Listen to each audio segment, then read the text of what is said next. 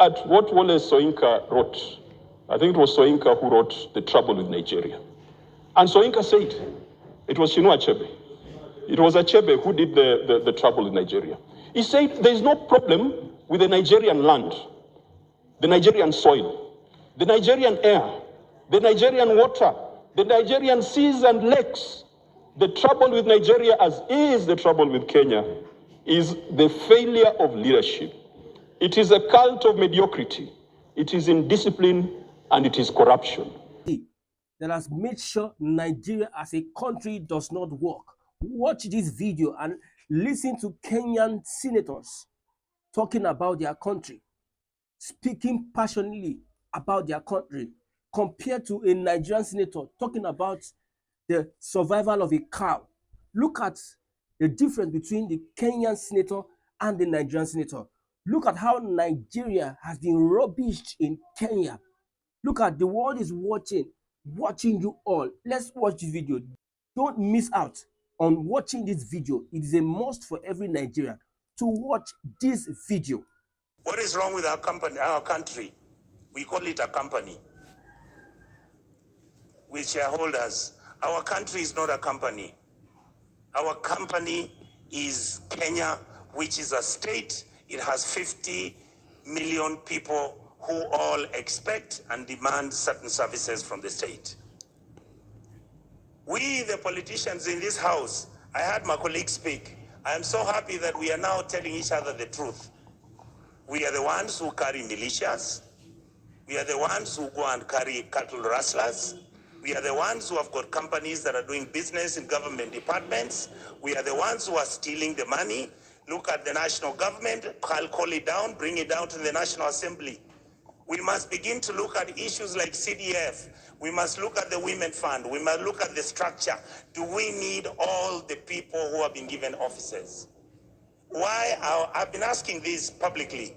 Why are governors running county governments as if they are private companies where they're stealing money, buying properties abroad, driving such big vehicles, including ourselves?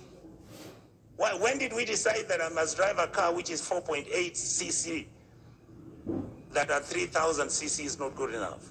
When our children don't have medicines, when our women are not giving birth, when we can't feed our children, when we buy fertilizer, we deal on it, we sell some of it, we sell mchanga.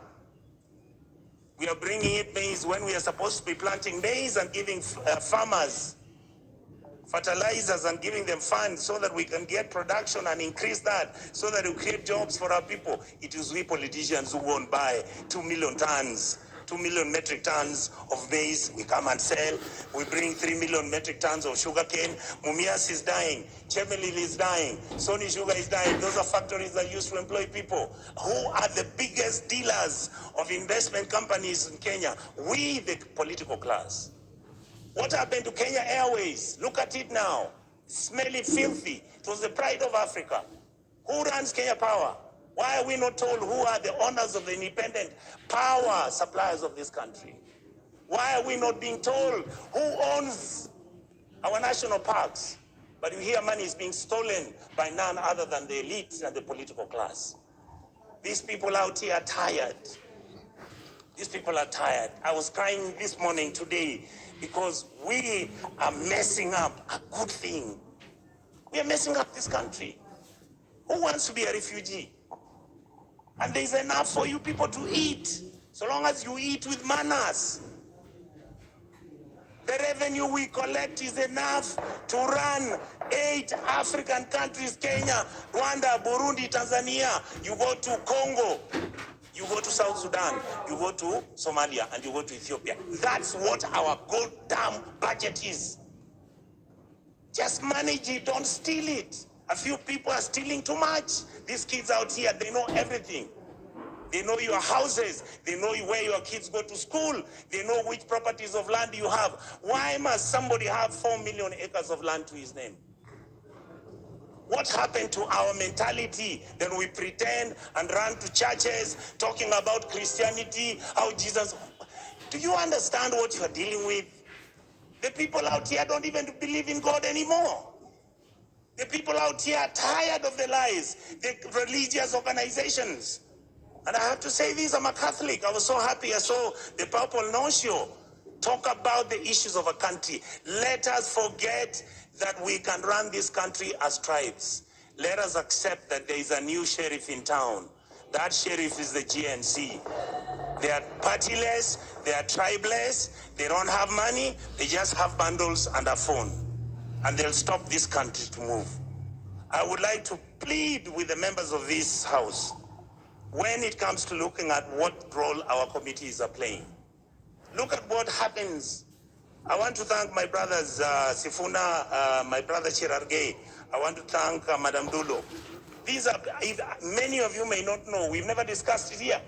How many times we've been threatened that we are raising issues about county governments losing billions. And I mean, who doesn't know how many governors own apartments and houses in Kilimani Road? Each one of them owning an apartment costing 1.5 billion shillings. Why didn't the fool just go and build a hospital where he comes from? How I wish we stole the money and put it at home. Some of them are going to Dubai. People are going to America. You see on social media. I just saw somebody commenting saying that, oh, the senators got nothing to do. I want him to tell me how he bought a Bentley and is an MP. Explain to me, how does somebody, I mean, the truth is, I'm born with advantage and privilege. That is the truth. I saw my father driving a big car when I was a small boy. That is not what drives me. What drives me is, how do you get a member of parliament driving a Mercedes that costs 49 million shillings? And we are watching, and that is normal, and it is okay. And it is okay. Shame on us. Then we make sure this money doesn't go to the schools. We make sure that hospitals have no money. We start building hospitals now. We want the poor people to come to those hospitals. Poor people can't come to Nairobi Hospital. They can't come to Aga Khan. They can't, some of them can't afford Kenyatta. You saw the other day, Kenyatta has a debt of 6.6 billion. The Eldoret Hospital, Eldoret KTRH, has a debt of 3.9 billion. When you ask, they tell you we don't know where the money went. Are we fools? Do we need to buy houses which have got 15 bedrooms and drive 19 cars and put them in your parking lot, and you want 10,000 acres of land? You want a ranch? You fools, you go and buy a ranch in Australia. This is where we are. We keep blaming the police. The policeman cannot do anything. Have we ever gone as a Senate to go and see where the police lives? How he takes his kids to school and his salary is 19,000. And this house has to start thinking about those things. We guys must begin, and we ladies and gentlemen in this house must begin to agree that we can reduce our salaries, that we can drive smaller cars, that we can wear kaundas. In fact, the only thing I'm very annoyed about the president, I'm the one who started wearing kaundas. Now he has given kaunda a bad name. I want Kenyans to love kaundas the way I loved them. Let us wake up, Kenyans. We can't play football. Money comes from FIFA, it is eaten. World Rally Championship, money comes from there, it's eaten. You go, you want Kenya Lawn Tennis Association, they only want 50,000 to hold an international tennis tournament. Not even the minister appears there. But when the minister is traveling out of the country, he's got how many people? Private jet, goes to Dubai, books one of those hotels, luxury hotels, and he comes back to Nairobi with the same 9 people he took with a private jet. And you assume that the Gen Zs don't know. These days they track you. They can know which private jet you took, where it went, and how it came back. Many of us are worried because either because of history or because of what has happened, we have got a lot of money now, we are owning so much land. Please allow us to have spatial planning. Your land, we can have an implemented law in this house to protect your even identity. But please don't stop stealing public land. Let us have mercy at our people. You saw people from Eldoret and Kakamega talking about, oh, our chambers which our grandfathers left for us.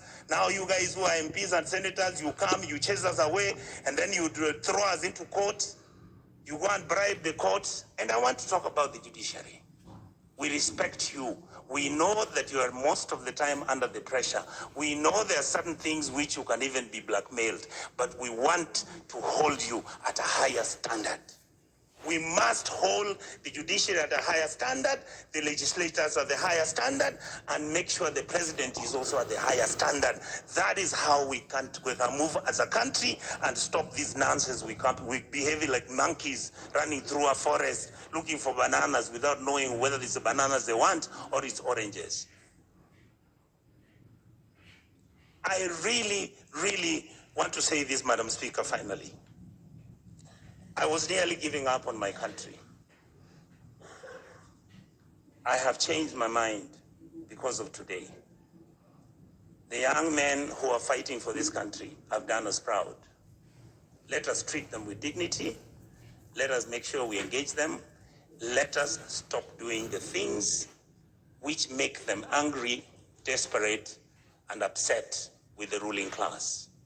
The truth is, if this country breaks down, it takes all of us down. I can tell you, I was in South Sudan when we were doing the comprehensive peace agreement. I visited as a minister, as a young minister, to go and do what was called a referendum. I've been to Khartoum. I have been to Mali. I've been to a country in West Africa. I'll remember the name, Madam Speaker. You look at how people have been treated and how the political class has treated their people. Everybody looks destitute and everybody is desperate. Let us change our ways. We can run the country peacefully, make sure everybody is a person of dignity. Let's treat our people kindly. A country that never takes care of its most vulnerable is a country that is not worth talking about. So I want to ask the political class, I want to ask all our auditors, I want to ask all members of the county assembly, please, members of the county assembly, your job is to oversight, the MP's job is to oversight, and the senator's job is to oversight. Let the governors run the place. If they bribe you, you will not get development. Let us agree that those are the rules that we'll have to operate with. And let us share the cake of this country equitably and fairly. Let us not have one region getting 50 billion when one area's got only 1.2 billion. And when you are giving scholarships, why should we have 3 scholarship funds in this country? Those are some of the things, Madam Speaker, without speaking too much, I wanted to vent. And I thank all my colleagues for having shown our country the love that it deserved. Thank you. Said it was Chinua Achebe. It was Achebe who did the trouble in Nigeria. He said there is no problem with the Nigerian land, the Nigerian soil, the Nigerian air, the Nigerian water, the Nigerian seas and lakes. The trouble with Nigeria, as is the trouble with Kenya, is the failure of leadership. It is a cult of mediocrity. It is indiscipline and it is corruption. Mr. Speaker, ever since Achebe made those very, very interesting remarks more than 20, 30 years ago, Kenya has not learned a lesson. I am so happy about this revolution that our young people have brought upon us, because it is going to change the architecture of our politics. Before, the people who mattered were the leaders and owners of parties. Today, the true bosses are the youngsters, the Gen Zs, our brothers and sisters, our sons and daughters. Mr. Speaker, I heard the president say that he wants to set up certain committees to go around the country to find out what the youth want. But why do you ask for a job when you don't know what the people who elected you want, Mr. Speaker? And sometimes we can propose a lot of things, and yet the solutions lie here in this constitution. We have a chapter or an article